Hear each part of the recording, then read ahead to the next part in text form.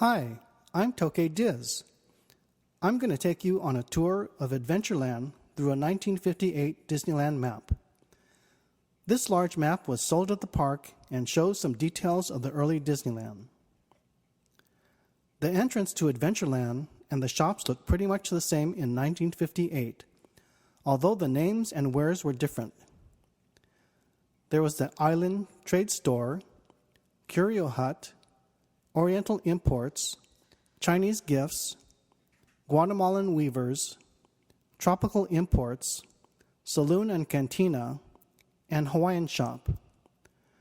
There was also a lanai patio area featuring Hawaiian music.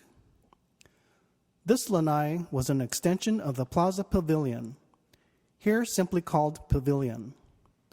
I believe people would order their food at the front of the pavilion, then take it to the Adventureland side to eat.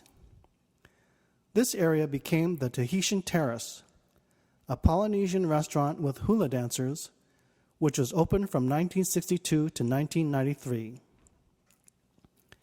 The only attraction in Adventureland in the early years was the Jungle Cruise.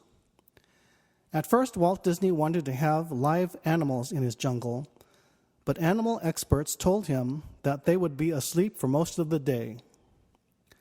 So Walt turned to three men to create the Jungle Cruise: Harper Goff, who was the art director, Chris Mueller, who sculpted the animals, and Bob Matty, the effects man who made the animals move. Bob Matty also created the shark in the 1975 movie Jaws. We see the boat landing at the Jungle Cruise entrance. Originally, there was a two-story boathouse with a lookout tower on the second floor. Later, the boathouse was replaced by a simple thatch-covered queue. If you look closely at the layout of the 1958 Jungle Cruise, you will see there are some differences. Let's quickly look at a recent Jungle Cruise layout. You start at the rainforest and go by the Cambodian Temple. You pass by the elephant bathing pool and the gorilla encampment. Then you pass by the two bull elephants and the African Veldt and Lost Safari. Then you pass through the hippo pool. You go under Schweitzer Falls and you see Trader Sam at the end. On the 1958 map, there is a suspension bridge. This is the area where the Indiana Jones attraction now sits. Next is the Cambodian Temple, but on this map, it looks like a Chinese temple. There is a hippo pool, but this is now the Indian elephant bathing pool. Where you see the blue canopied boat is now the location of the gorilla encampment.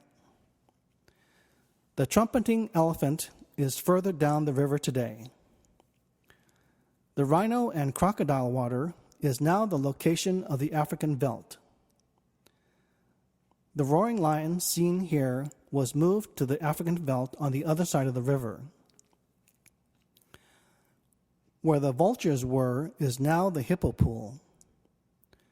Going on, you see the headhunters, replaced by the chimpanzee shipwreck in 2021. Past Schweitzer Falls are rapids, now infested with piranha fish. At the end of the ride, you see Trader Sam on the right, with a gorilla on the left. I'm not sure how accurate this layout was to the actual ride in 1958, but it's fun to see what was and might have been. Next to Adventureland, we see the future development of New Orleans Square. Crossing the bridge, we can see that the waters of Adventureland actually connected to the river in Frontierland. New Orleans Square was in the early development stage, but we can see that there were plans for a haunted house. Early plans for Disneyland placed the haunted house at the end of Main Street.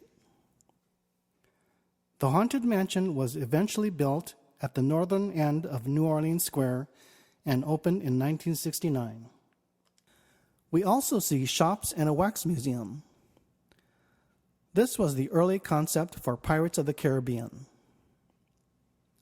Walt Disney and his Imagineers first envisioned a walkthrough attraction with scenes of pirates. Audio animatronics, the computer-programmed robot-like figures, were not developed yet. The land also included a thieves' market, which evolved into the more elaborate New Orleans Square, which opened in 1966.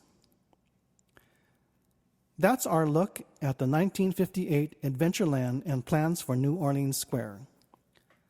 Please check out my other videos of funny Jungle Cruise skippers. And please like, share, comment, and subscribe to my videos.